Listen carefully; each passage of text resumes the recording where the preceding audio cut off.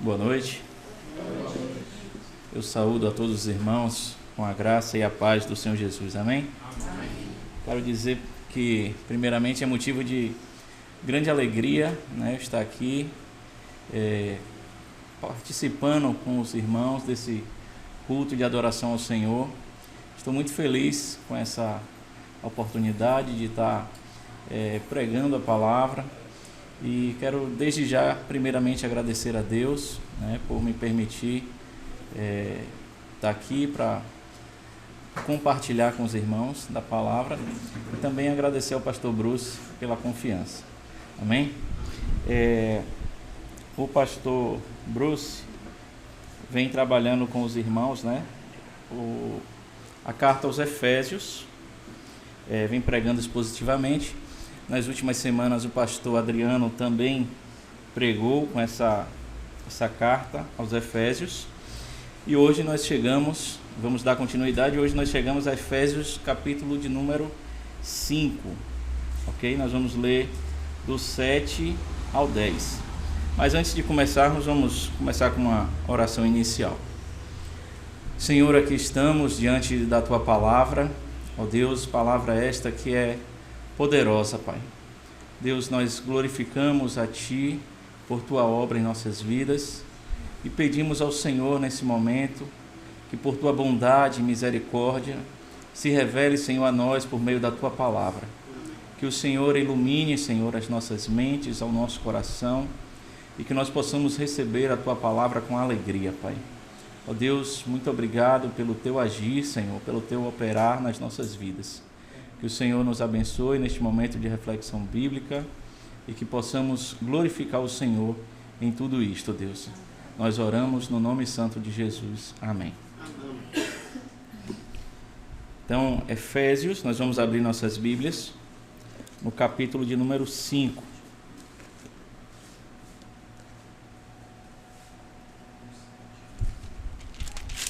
Capítulo de número 5, nós vamos ler do verso 7 ao 10.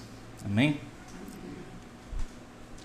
O texto diz assim: Ninguém vos engane com palavras vãs, porque por essas coisas vem a ira de Deus sobre os filhos da desobediência. Perdão, eu li o 6. Portanto, não sejais participantes com eles. Começa agora, Pois outrora eres trevas, porém agora sois luz no Senhor. Andai como filhos da luz, porque o fruto da luz consiste em toda bondade e justiça e verdade, provando sempre o que é agradável ao Senhor. Amém? Antes de darmos início à exposição do texto propriamente dito, nós vamos relembrar alguns aspectos importantes para a nossa melhor compreensão do texto. Então, vou brevemente pontuar aqui 7 aspectos importantes. Primeiro, que a carta aos Efésios ela é de autoria do apóstolo Paulo. Não existe nenhuma dúvida quanto a isso, porque Paulo se apresenta como autor no início da carta, no capítulo 1, versículo 1. O segundo aspecto é que a carta ela é destinada à igreja situada em Éfeso. Também está lá no capítulo 1, versículo 1. O apóstolo Paulo, ele escreveu esta carta quando esteve preso em Roma, por volta do ano 60 a 62 depois de Cristo. O que fez com que essa carta se tornasse conhecida como uma das epístolas da prisão, juntamente com Filipenses, Colossenses e Filemão. Quanto à questão geográfica, a cidade de Éfeso era uma província romana da Ásia Menor, a atual Turquia. O quinto aspecto é que a cultura religiosa daquela cidade era altamente idólatra. Esta era conhecida por seu magnificente templo dedicado a Ártemis ou a Diana, considerado uma das 7 maravilhas do mundo. Aí eu fiquei curioso um pouco sobre esse templo e pesquisei rapidamente, vou falar com os irmãos aqui, passar para os irmãos. O templo, irmãos, era algo grandioso. Ele possuía mais de 6.000 metros quadrados. de área construída. Tinha 127 colunas imponentes por sua altura. Ele era todo em mármore branco. Ele possuía inúmeras esculturas e estátuas, além de uma enorme estátua da deusa Ártemis em seu interior, onde recebia centenas de visitantes que levavam oferendas aos pés da imagem. O templo foi construído por volta do ano 550 a.C. e no ano 401 depois de Cristo ele foi totalmente destruído. Agora, imaginem o quanto naquele tempo, aquele templo, ele era motivo de orgulho para aquela cidade, né? Era como alguém falar que vai à França e não vai visitar a Torre Eiffel, né?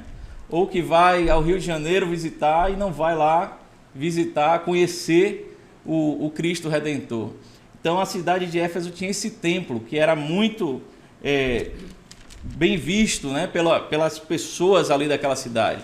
Então a idolatria acontecia muito forte naquela cidade. Sexto lugar, voltando para a questão da igreja, aquela jovem igreja ela foi possivelmente fundada por Priscila e Áquila. Mais tarde, Paulo pastoreou aquela cidade por 3 anos e após a sua saída, seu filho na fé, Timóteo, pastoreou por aproximadamente 1 ano e meio.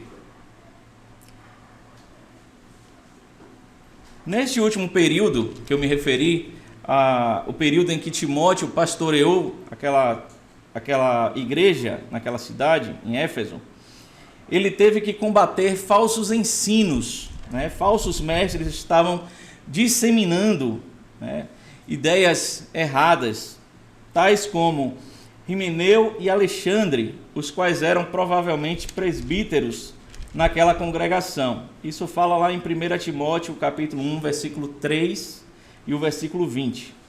Já em 1 Timóteo 1,4 diz que por causa desses homens, ou seja, desses falsos mestres, a igreja em Éfeso estava cheia de fábulas e ideologias sem fim. Então é nesse contexto histórico que Paulo ele escreve essa carta. Como o pastor Bruce e o pastor Adriano já mencionaram anteriormente, dos capítulos 1 ao 3 da carta, há um caráter mais teológico, né? Paulo aqui ele fala sobre predestinação, ele fala sobre soteriologia, a doutrina da salvação, ele fala da união do crente com Cristo, ele fala das bênçãos celestiais recebidas em Cristo, entre outros assuntos, a martiologia, a doutrina do pecado, ele fala sobre vários assuntos. Já no capítulo 4 ao 6, são mais práticos e tratam da nova vida em Cristo, ou seja, a vida do cristão, a vida após o momento da conversão. Agora, enfim, nós vamos entrar no nosso texto que nós lemos. O versículo 7 que nós lemos diz: portanto, não sejais participantes com eles. O texto começa, irmãos, com uma conjunção conclusiva, portanto, apontando o pensamento do autor ao verso anterior, verso 6, que diz: ninguém vos engane com palavras vãs, porque por essas coisas, as coisas nomeadas nos versos 3 ao 5, seria bom a gente ler para a gente ver quais são essas coisas nomeadas. Diz aqui, mas a impudicícia e toda sorte de impurezas ou cobiça nem sequer se nomeie entre vós, como convém a santos. Nem conversação torpe, nem palavras vãs ou chocarrices, coisas inconvenientes, antes, pelo contrário, ações de graças. Sabei, pois, isto: nenhum incontinente ou impuro ou avarento que é idólatra tem herança no reino de Cristo e de Deus. Então ele diz que por essas coisas que eu acabei de ler, vem a ira de Deus sobre os filhos da desobediência. Continuando o texto, no verso 7 diz: portanto, não sejais participantes com eles. Esta sequência da frase, ela foi apresentada no modo imperativo negativo, ou seja, é uma ordem que Paulo está dando àqueles crentes de Éfeso. Ele estava dizendo, não sejam como eles, que eles não fossem como eles. Mas eles quem? Final do versículo 6 responde. São os filhos da desobediência, né? Os ímpios. Ele estava dizendo, vocês são crentes, né? A carta é destinada aos crentes. Ele está dizendo, vocês são crentes. Não sejam como os filhos da desobediência. No verso 8, Paulo usa de duas metáforas para apresentar a realidade espiritual do pecador não regenerado, que ele chama de trevas, e do pecador regenerado, o qual ele chama de luz. O texto nos diz, pois outrora éreis trevas, né? Então nós devemos sempre aqui manter em mente que Paulo estava escrevendo para a igreja, para crentes. Ele explica, outrora, ou seja, no passado, antes que vocês fossem salvos por Cristo, éreis trevas. E o termo trevas, aqui, irmãos, ele descreve o estado do homem não convertido, o pecador não regenerado. Este homem ímpio é influenciado por Satanás. Ele é totalmente depravado e está em escuridão moral e intelectual. Eu não estou aqui dizendo com isso, irmãos, que o ímpio ele não possa praticar boas obras ou ser moralmente correto e justo.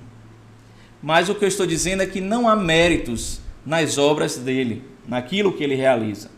Suas boas obras, no caso os ímpios, né, as boas obras que os ímpios realizam, nós conhecemos na teologia como a graça comum de Deus.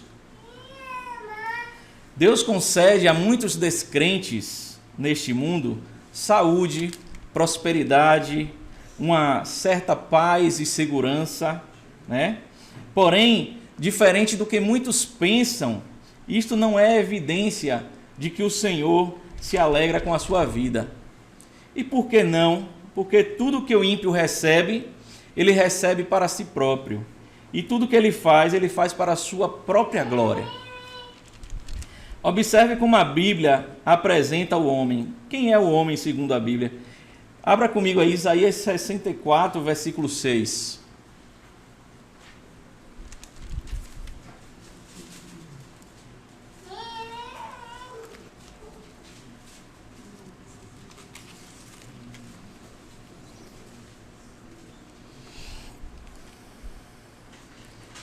Amém?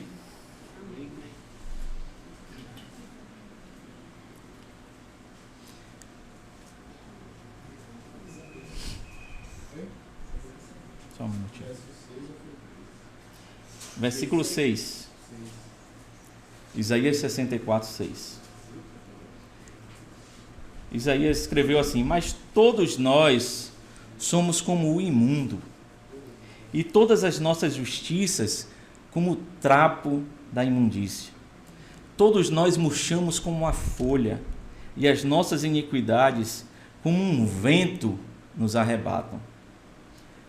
Observe que o texto do profeta Isaías utiliza-se do pronome indefinido no plural. Todos, né? Ele diz, todos nós somos como o imundo.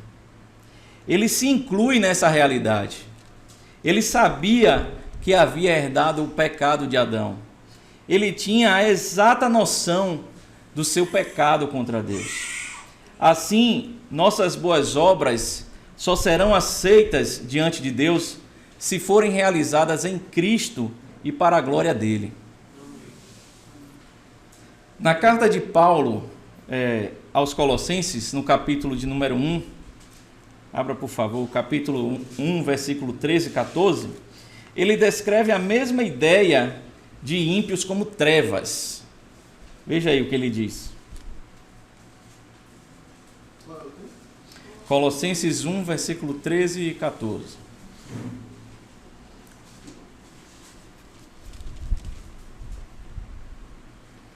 Amém? Diz assim: Ele nos libertou do império das trevas e nos transportou para o reino do Filho do seu amor, no qual temos a redenção, a remissão dos pecados. Né? Paulo estava dizendo: crentes, nós éramos trevas há algum tempo atrás, há bem pouco tempo atrás. Nós éramos escravos do pecado, mas Deus nos libertou. Né? E essa, irmãos, é a virada de chave na vida do homem. Quando Deus, ele intercede soberanamente para a nossa salvação. Essa é a nossa virada de chave. É Deus quem dá a salvação. É Ele quem concede a fé para que o homem creia na obra realizada pelo Senhor Jesus Cristo na cruz do Calvário.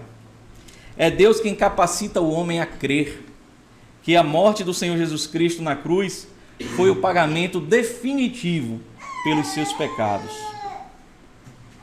Então, voltando agora ao texto de Efésios 5:8, ele nos diz: porém, agora sois luz no Senhor. Ou seja, uma vez que Jesus lhes salvou, vocês não são mais trevas, mas são luz no Senhor. Luz aqui, irmãos, descreve o pecador regenerado, aquele que fora libertado do poder do pecado, aquele que recebeu o dom da salvação, que fora unido a Cristo em sua morte e ressurreição, ao que recebeu a vida eterna.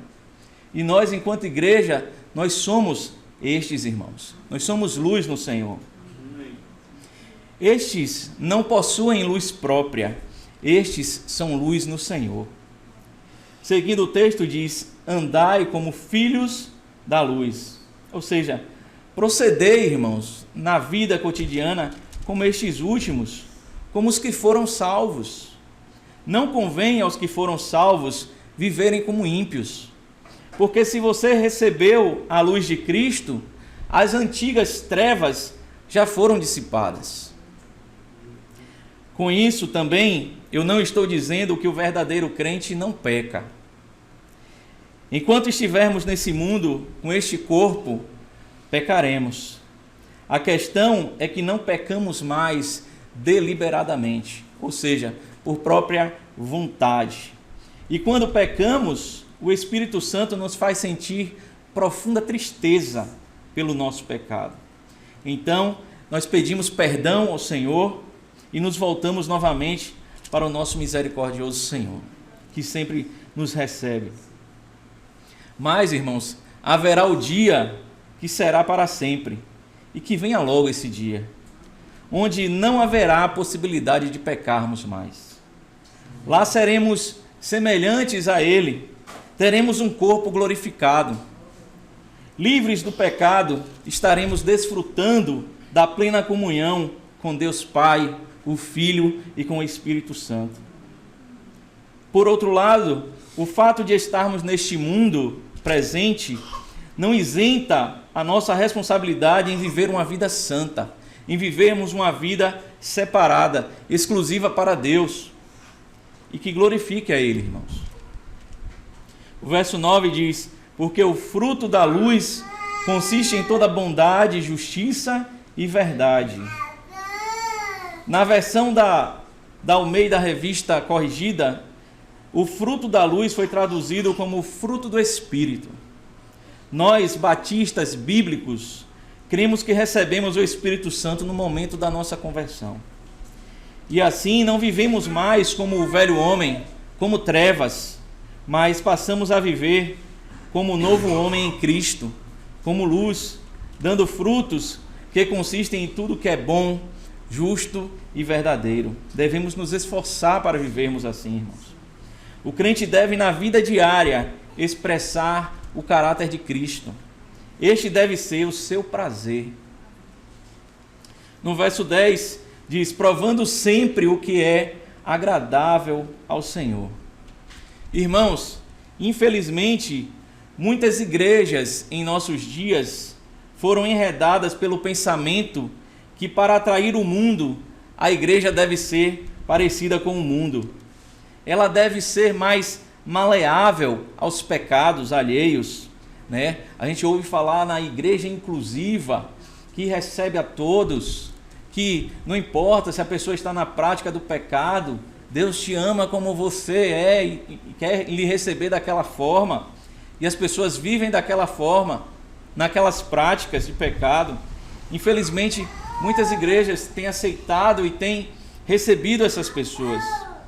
Os cultos dessas igrejas, elas mais se parecem com uma balada gospel, né? Paredes pretas, jogo de luz, músicas agitadas e antropocêntricas. E o pior de tudo, irmãos, é a total exclusão do Evangelho de Cristo.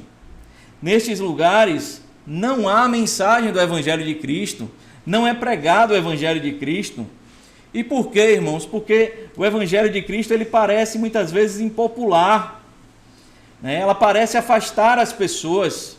Por isso, não se fala em carregar a sua cruz para seguir a Jesus.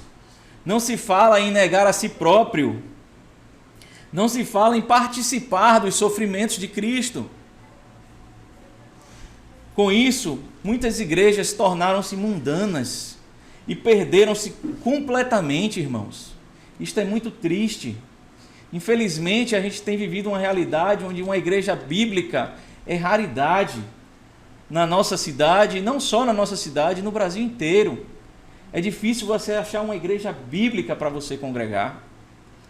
Mas louvado seja Deus, porque nós estamos numa igreja bíblica e temos conhecido o verdadeiro evangelho da graça, o verdadeiro evangelho de Cristo.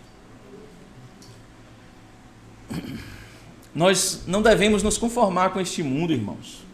Como crentes, devemos nos esmerar para tornar nossas vidas aceitáveis e agradáveis ao Senhor. E agora, caminhando para minhas considerações finais, nós vimos que há dois tipos de pessoas na Bíblia.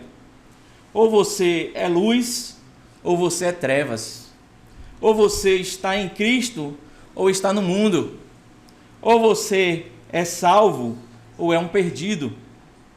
Então eu quero primeiro me dirigir a você que é apresentado neste texto como trevas.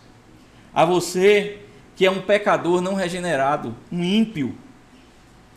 Saiba que há uma única esperança para você. E essa esperança é o Senhor Jesus Cristo. Reconheça sua condição de miserável pecador e recorra a Cristo, pedindo perdão por seus pecados e clamando por salvação. Só nele há poder para transformar trevas em luz. Creia nele e receba o perdão dos seus pecados. Receba da perfeita justiça dele. Seja unido a ele e seja salvo. O Senhor te enviará o Espírito Santo e então você será contado entre aqueles que são luz no Senhor. Que o Senhor soberano, em sua rica bondade e misericórdia, te capacite a crer e que você seja salvo. Em segundo lugar, eu quero me dirigir a você agora, que é apresentado como luz no Senhor. A você que já foi salvo por Cristo. Lembre-se da sua vida pregressa, lembre-se de quem era você anteriormente.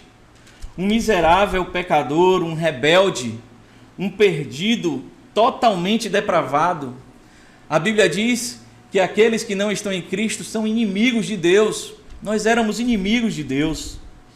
Lembre-se e seja grato também, irmãos, pelas incontáveis bênçãos celestiais que recebestes em Cristo Jesus, tais como a união com Cristo, a justificação, a santificação, a salvação eterna. Que nós vivamos essa nova vida em Cristo para a louvor e glória dele, irmãos. Que nós nos dediquemos a viver uma vida íntegra, justa, que glorifique a ele. Amém, irmãos? Oremos. Senhor, nós te louvamos, ó Deus, por esse momento de reflexão bíblica. Te louvamos, Senhor, por tua maravilhosa palavra, Deus. Ó Deus, nós estamos aqui diante do Senhor, reconhecendo que um dia, Senhor, nós fomos trevas, mas o Senhor nos alcançou com a sua maravilhosa luz e nos deu a vida eterna, Pai. Senhor, aqueles que não te conhecem ainda, aqueles, Senhor, que têm vivido impiamente neste mundo, Pai. Que Tu possa se revelar a eles, Pai. Que Tu possa, Senhor, conceder a salvação soberanamente. Que o Senhor possa tirar, Senhor, as escamas dos seus olhos. Que eles possam, Senhor, ver com os olhos espirituais a sua condição, o seu estado de pecaminosidade, Senhor. E que possam, Senhor, se voltar para Ti. Possam se arrepender dos seus pecados, ó Deus.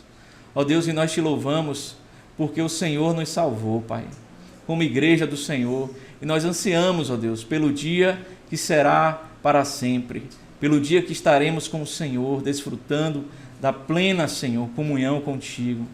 Senhor, nós oramos todas essas coisas agradecidos por Teu imenso amor e bondade. No nome santo de Jesus nós oramos. Amém.